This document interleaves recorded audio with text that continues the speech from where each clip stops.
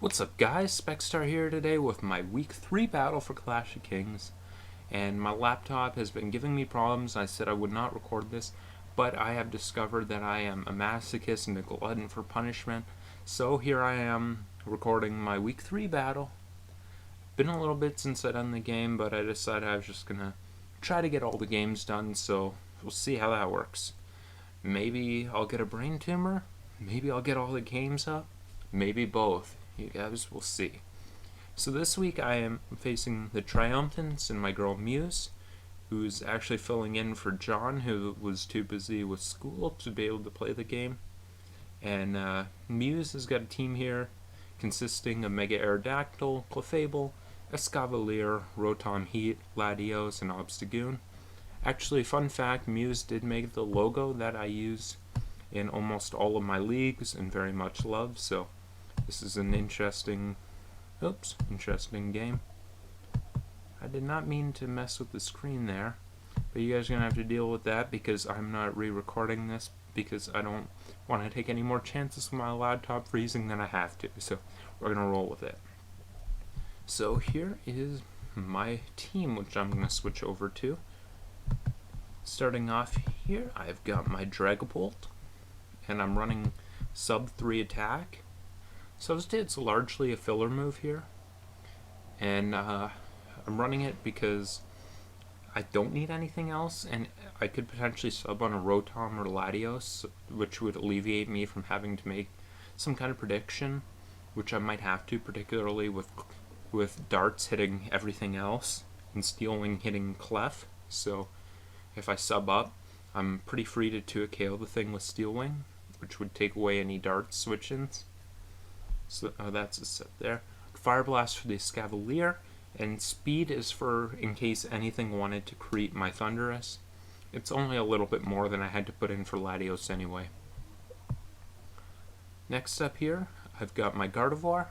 Speed for Obstagoon, pretty standard spread for it.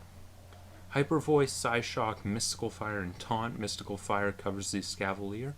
Taunt covers mostly Clef, since Clef could potentially invest itself with optimized EVs to be able to take Hyper Voice and Psyshock and be able to wish off, so Taunt's basically a good contingency plan for that.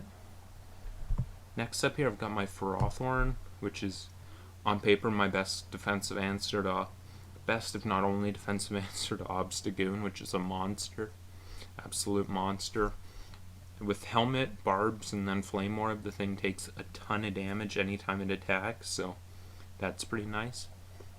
I'm running a pretty standard physically defensive set, dual hazards, Gyro Ball, Knockoff. Knockoff's pretty nice for Rotom, so somewhat standard set there. Next up here, I've got my specially defensive Gastron. I'm running 3 attacks with Clear Smog and specially defensive. Clear Smog is there for any kind of Clefable shenanigans. I don't want any kind of cosmic power nonsense going on under my watch. And specially defensive allows this thing to help me with a Latios that didn't want to be Energy Ball. And it definitely could be, but against my team, Latios has difficult decisions to make for its move slot. So there's definitely a possibility that it was an Energy Ball. And if it isn't, this thing's a fairly decent response to it. And I'm running Sticky Hold over Storm Drain because the water type Seismitoad, and I definitely don't mind taking Scalds from that thing. Especially since Gastron in general doesn't mind being burned. It saves it from being poisoned, and for a mon like Gastron, that's gold. Next up here, I've got my Thundurus. Just speed for Latios, pretty standard. And I've got Prankster Thunderwave because it could definitely be that the mon that wanted to try to revenge kill this thing was Aerodactyl. And if this thing gets a kill, and then Aerodactyl comes in, I'm pretty good to just go for my Thunder Wave and let the thing die in exchange for paralyzing the arrow. Not a bad trade-off for me. And then with the rest of the moves, Knot hits a Seismitoad, Sludge Wave hits Clefable, and pretty much not a lot switches in on this at all. And lastly here, I've got my designated lead Blaziken. Don't see a lot of designated leads, but you know what? It might just be my staple. I'm running Sash with Adamant, Close combat, knock off blitz, and defog. Defog's there in case of the real possibility that Clefable is lead rocks, which I would just flare blitz, defog the rocks away, and then try to go for another flare blitz to kill it.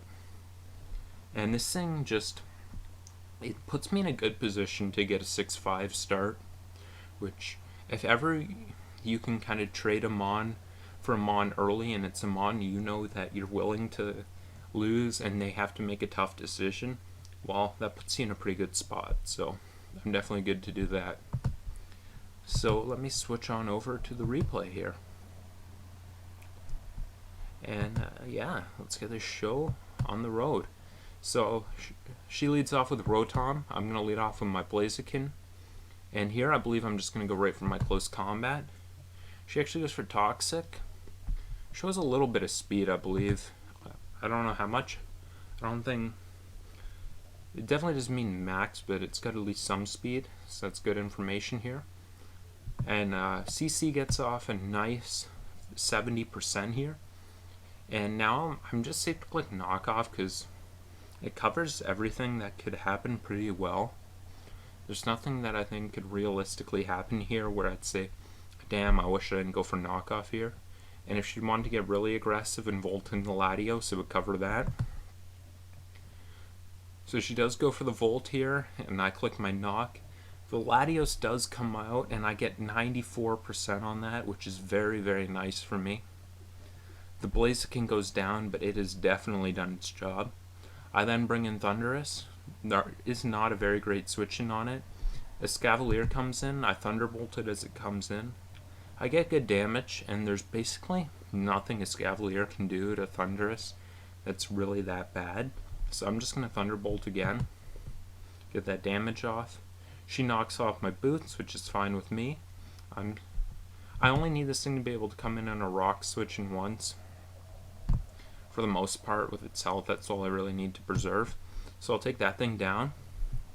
Obstagoon comes in, and yeah, I was definitely thinking about Scarf Obstagoon. It seemed like potentially the most likely Scarfer if one did come. It's also possible that she just looked at Aerodactyl as the Scarfer because of its insane speed stat, but it's definitely something I was thinking that it could be Scarf. So I'm going to go to my Ferrothorn here.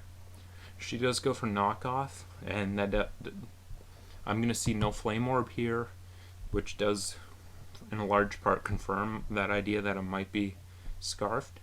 It's going to take more damage than I do, which is nice, although unfortunately I'll lose my helmet. Here I believe I'm just going to get up my rocks as she goes into Clefable.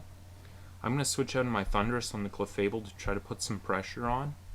Go for my Sludge Wave, get off good damage as she goes for Moonblast. I survive, but get the special attack drop.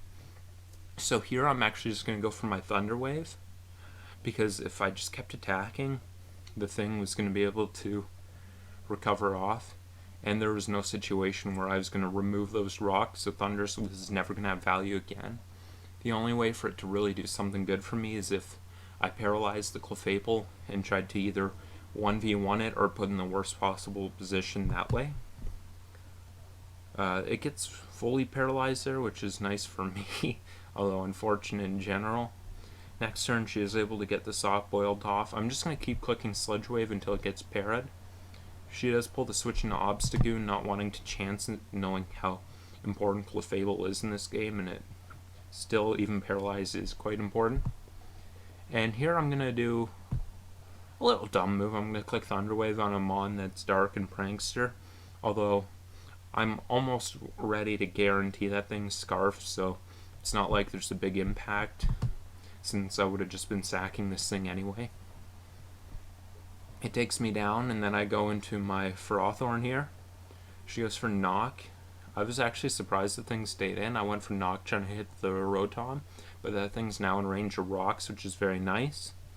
Goes for CC, gets a crit. I don't know if that matters actually, I don't remember. And she goes into Latios. Alright, laptop crash, I'm back. Here I go to Gardevoir, which is my pick of least resistance, and she will opt to just sack Lati to the rocks to get switch initiative. She will then bring in her Aerodactyl. I'll trace that pressure, exert some of my own, takes rocks damage. I'll go into my Gastron pretty safely here. She opts to Mega Evolve and go for Stone Edge. Now, that damage is, I think, no attack at all, so that is actually good to note. I would then guess Specially Defensive, because that would make more sense, being able to potentially roost off on Gastrodon if it's not toxic, which it isn't here. She'll go into Clefable as I go for Scald. It's able to munch that at Lefty's recovery. I'm going to make the play in my Gardevoir, trying to put pressure and turn it 3-2 in my way. She actually goes for the Thunder Wave there instead of Softboiled, which is not very great for me. My Gardevoir is now paralyzed here, and I'm actually going to go for Taunt here, and that was because Clef could potentially Softboiled if I went for my attack. Afterwards, I'd find out that my teammates wanted me to Hyper Voice there, so I'm not actually sure which was the better play, but based on how things went, it absolutely would have been better to Hyper Voice the Rotom as it comes in on the taunt. And she'll go into the Clefable. I actually just went for Psyshock, trying to get my kill there. And then the Clefable will switch out into Rotom, but I believe it's now in range. It's not in range of Gastrodon, but it's in range where it can't switch in on Gastrodon, so that is very useful for me. And Rotom will go down. Part of why I was okay letting Gardevoir potentially take damage, maybe even if it got paralyzed, lose to Rotom, but I don't think that was likely. But the reason why I'm okay with that is even if I did lose Gardevoir to Rotom, Dragapult would have been able to get a sub, so that would have been very, very nice for me, and potentially game winning if it did get that sub. So I would have been fine with that. Aerodactyl comes in here on my Gardevoir. I'm going to go into Gastrodon again, very safe. Clefable can no longer come in on this, so I'm good to go for my Scald. And she actually goes for Toxic, and because of the specially defensive bulk, my Scald ain't really doing dick. I do get the burn, but I can't really do enough damage here. And my play here, I figured out, is just I always just let Gastrodon go down to keep Arrow as low as possible. That's what I gotta do here. And then I can look for Dragapult to come in and safely clean up the game. It being burn means it's not doing that much damage to Dragapult, and if it's specially defensive, then Dragapult's doing a ton of damage to it without the physical bulk, so that's my safest play, to just keep it as low as possible. She does go to Clef, I think, and I think that Scald might have been a high roll, but Clef was definitely slower anyway, so that would have been a 2 KO regardless. She was going to Clef. I think her plan there was that if I did go for Recover and kind of made that choke, then she might have been able to get Clefable back to full health, and that's kind of what she had to play on. So Gastrodon will get the kill there. Aerodactyl comes in, takes the rocks, and I just continue to Scald with my Gastrodon, safely trying to play for Dragapult's win. Gastrodon does go down here, and I bring in my Dragapult, and it's time to just click Dragon Darts. Dragapult's actually faster without much speed because Aerodactyl's fully bulky, and I'm able to pick up the kill here. And my team will move to 3-0 this week, and your boy will move to 3-0, which was pretty exciting for me, and a good start for us. So GG to my opponent here. It was a pretty fun game, I think. Pretty good offensive show. I hope you guys enjoyed it too, and hopefully, I can't believe I got through this with my laptop only freezing twice. It's a goddamn modern miracle. Hopefully I can get the next one out in not too long. So thank you guys for watching. Have yourself a good night.